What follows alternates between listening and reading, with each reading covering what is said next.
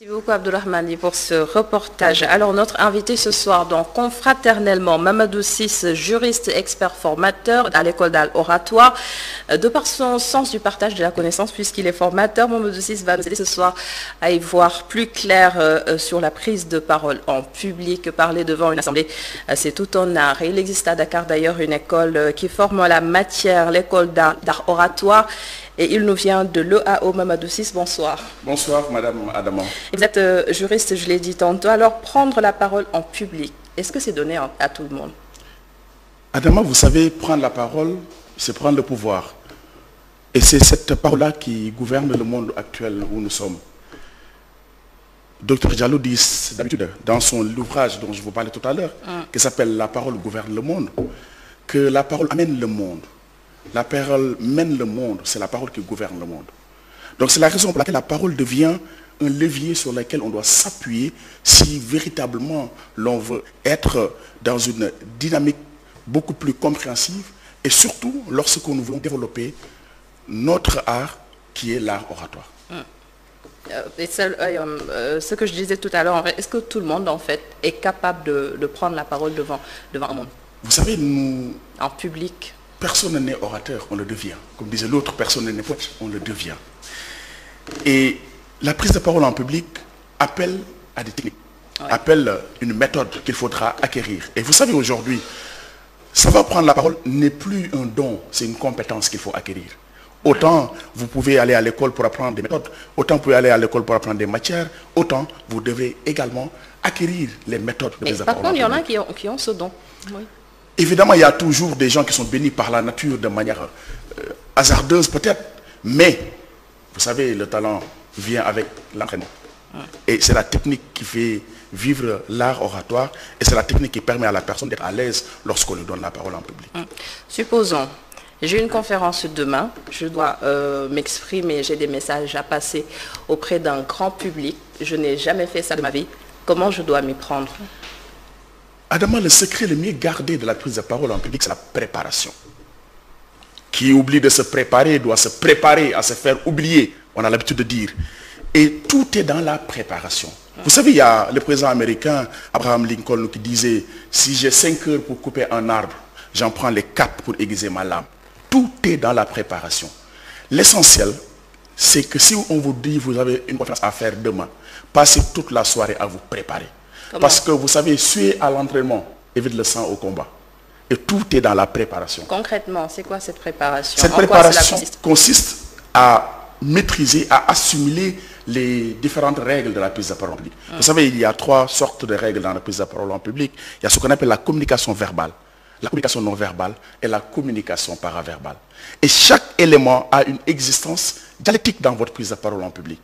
S'il s'agit de la communication verbale, ce sont les mots. Vous devez choisir vos mots, les utiliser à bon escient. Et les mots ne font pas le tout. Les mots sont un élément d'un ensemble. Après les mots arrive ce qu'on appelle la communication non verbale. Ce sont les gestes, c'est le regard, c'est la mimique, ce sont les déplacements, c'est également les mouvements de votre tête. Et enfin, il y a ce qu'on appelle la communication paraverbale. Là, nous sommes dans ce qu'on appelle la prosodie. C'est la musicalité de votre voix. Ce sont les moments où vous accélérez ou bien vous décélérez. Donc c'est tout un ensemble, c'est tout un art qu'il faudra maîtriser dans ce cas. On parle beaucoup de développement personnel aussi pour une prise de parole réussie en public. Est-ce que c'est toujours nécessaire? Qui ne croit pas en lui ne peut pas pousser les autres à croire en lui. On dit souvent en expression latine « non sine opinione facundia ». Il n'y a pas d'éloquence sans conviction. Et cette conviction est le résultat de ce qu'on appelle la confiance en soi. Et c'est là où entre en ligne de mire le développement personnel.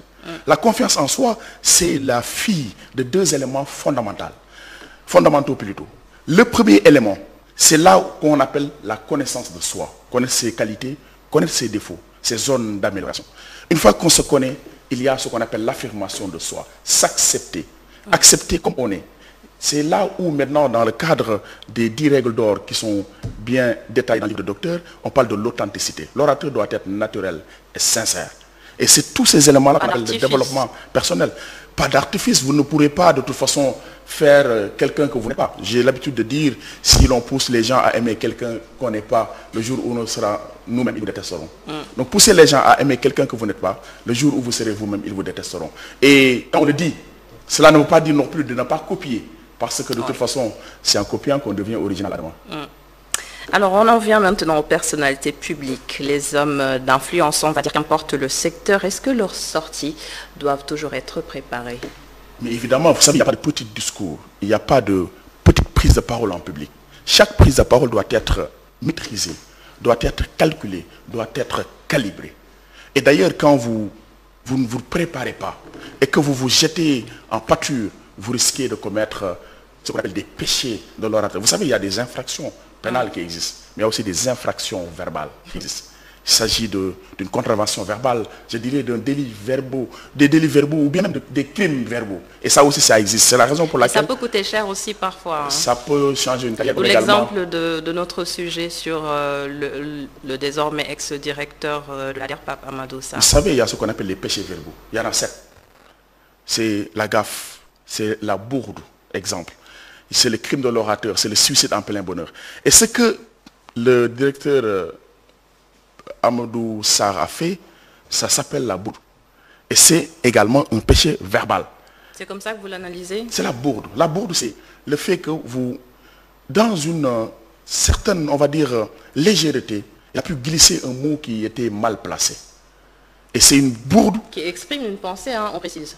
Même si ça exprime une pensée. Vous savez, on ne dit pas tout ce que l'on pense. Même si tout mériterait d'être dit. Mais tout ne peut pas être dit, malheureusement. C'est la raison pour laquelle, même si vous le pensez, il y a des moments où il ne faut pas toucher l'intouchable.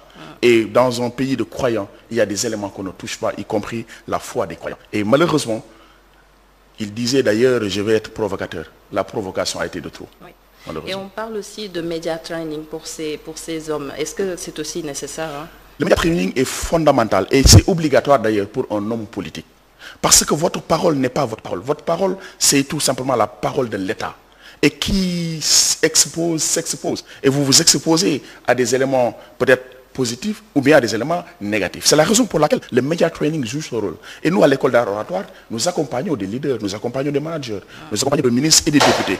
Et l'objectif derrière, c'est qu'à la fin, que ces hommes politiques-là, que ces hommes publics puissent véritablement maîtriser leurs paroles et savoir également utiliser les mots qu'il faut à la place qu'il faut. Parce que l'objectif également, c'est de parler devant quiconque à n'importe quel moment. Puisqu'on est sur la scène politique, on dérape souvent, hein, dans les discours. Et tout a déjà été écrit. C'est risqué de sortir de son discours déjà préparé. Quand on dit préparer son discours, vous savez, dans les règles de la prise de parole en public, première règle, on vous dit tu maîtriseras ton accroche et ta chute. Les premiers mots que vous allez prononcer, l'exorde, c'est-à-dire la captation de bienveillance, elle doit être maîtrisée. Elle ne doit pas du tout être improvisée. De toute façon, on verra que même l'improvisation ne s'improvise pas. Et donc, là, vous devez calibrer votre message. Vous devez maîtriser votre message. Vous devez être capable, véritablement, lorsque vous allez prendre la parole, d'être à l'aise. Et donc, la préparation du discours entre en ligne de mire. Quand vous ne préparez pas votre discours, vous risquez de commettre des erreurs. Maintenant, le fait de préparer le discours ne veut pas dire aussi mémoriser totalement les discours. Mémoriser les grandes parties du discours et le reste. Vous saurez déjà quels sont les éléments qui viennent concocter, qui viennent en réalité donner de l'élan et de l'allant à votre discours. Mais le pire serait de mémoriser un discours parce que il y a tout à l'heure, comme je disais, le crime de l'orateur, c'est que vous pourrez, au moment de prendre la parole, si tout est contre vous, même le vent est contre vous et que malheureusement, malencontreusement, le vent emporte vos feuilles, vous êtes dans ce cas dans un moment terrible de désolation. Oui. Est-ce que c'est toujours dangereux d'improviser? Je vais vous dire une chose. C'est déconseillé d'improviser. Vous me direz que c'est paradoxal. Mais parce que même l'improvisation ne s'improvise pas. Je donne un exemple, l'un des plus grands orateurs du XXe siècle qui s'appelle Winston Churchill, qui lors de ses grands discours qui ont marqué l'Europe, qui ont marqué le monde, était en face du public anglais et disait, mesdames, messieurs, je ne vais pas lire un discours aujourd'hui, je vais parler avec le cœur. Et il commençait à parler avec le cœur. Et les gens étaient galvanisés. Ils disaient, ah, le monsieur, il est très fort dans l'improvisation. Sauf que, vous savez quoi? Tout ce qu'il avait dit, c'était exactement ce qu'il avait écrit. Donc, tout est préparé. L'improvisation, c'est tout simplement un rendu plutôt d'un moment où on a préparé d'abord en amont. Ça, c'est fondamental. Donc, il ne faut jamais pas improviser. Improviser sans préparation. C'est déconseillé. Il faut au contraire se préparer. et peut-être donner l'impression d'improviser. Parce que aussi mieux vaut donner l'impression d'improviser plutôt que donner l'impression de réciter une leçon. Parfois aussi, le stress et le trac nous poussent à dire des choses que nous ne voulions pas dire. Comment justement parvenir à vaincre ces peurs? Vous savez, tout le monde a le trac. D'ailleurs, le trac, c'est ce qui fait de nous des humains. Quelqu'un qui n'a pas de trac, quelqu'un qui vous dit qu'il n'a pas de trac, qu'il n'a pas d'émotion, méfiez-vous de lui parce qu'il est dangereux. Il est capable de vous approcher, même si le mot n'est pas bien placé, sans soucier. Or, il y a deux types d'effets que le trac fait.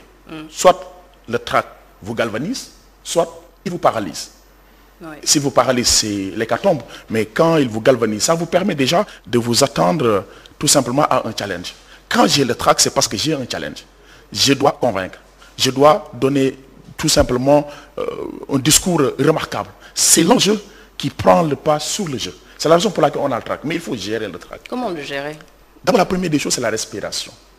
Il faut maîtriser sa respiration. Il y a trois types de respiration. Il y a la respiration claviculaire, la respiration des épaules. Il y a la respiration thoracique de la poitrine et il y a la respiration ventrale. La meilleure respiration, c'est la respiration ventrale. C'est qu'il faut tout simplement être dans une respiration qui vous permet de véhiculer le sang dans tout le corps. Vous savez, Adama, nous avons 53 litres d'air dans nos poumons. Et c'est grâce à la respiration que ces 53 litres d'air deviennent on va dire, une véhicule qui nous aide dans notre prise de parole en public et facilite un peu la décongestion des éléments par-ci et par-là.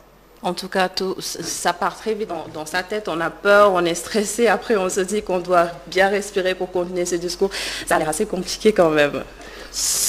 Vous savez, tout est dans la, comme je dis, c'est dans la pratique. Oui. C'est à force de pratiquer de toute façon qu'on arrive à transgresser les choses et à passer facilement sur certains éléments. Mais quoi qu'on puisse dire, que vous soyez dans l'art de l'improvisation, que vous soyez dans les techniques de présentation, que vous soyez dans la prise de parole en public, que vous soyez même dans le développement personnel, il y a un élément fondamental, il y a un élément qui doit être au cœur de tout ce que vous allez faire, c'est la préparation. Parce que de toute façon, si vous vous préparez, vous avez, on va dire, 50% du stress qui part. C'est comme jouer dans un match sans pour autant s'échauffer. Donc, si vous rentrez, vous risquez d'avoir ce qu'on appelle un claquage et ce sera tout simplement une infraction. Merci beaucoup Mamadou Ciss, merci pour ce cours très complet je dirais sur l'art de parler en public. Je rappelle que vous êtes juriste, expert formateur à l'école d'art oratoire. Merci beaucoup d'avoir été avec nous ce soir.